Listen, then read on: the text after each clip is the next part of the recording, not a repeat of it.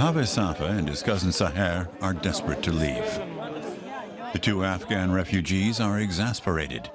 They've been stranded in a rundown area just behind Belgrade's central station. Over the course of several months, this area has developed into an illegal refugee encampment.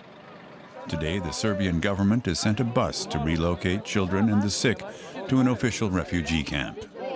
But some people going is no more place and says place is full and problems. For over 3 months, the two slept in this car park near the station at temperatures as low as -20 degrees. This is one of Belgrade's luxury real estate projects.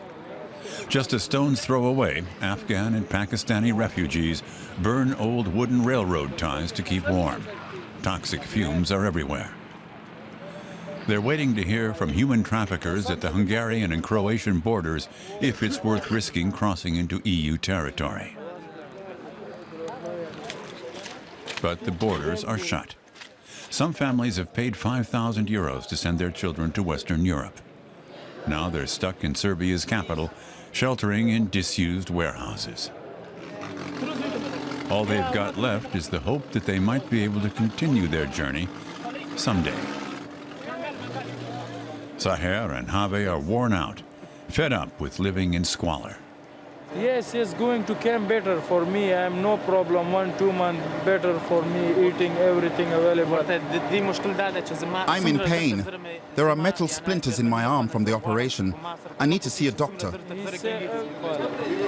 Have says the Taliban kidnapped and almost killed him. His arm was broken, and he received only very basic medical treatment. He still hopes he can receive medical help in Germany.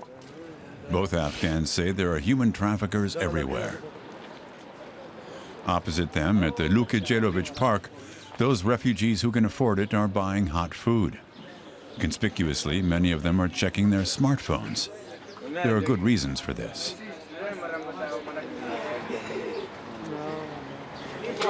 Gordon Paunovic knows why. The park's a networking hotspot for traffickers. Paunovic runs next door's Info Park Aid Center, which supports many refugees who've been stranded in Serbia.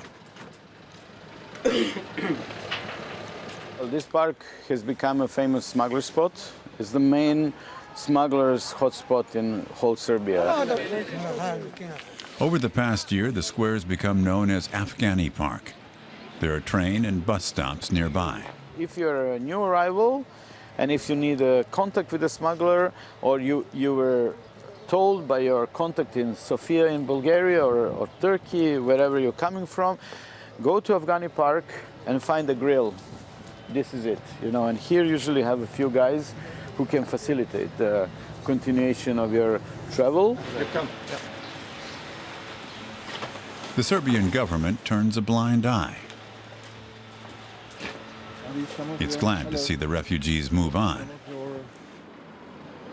even though no one says so in so many words.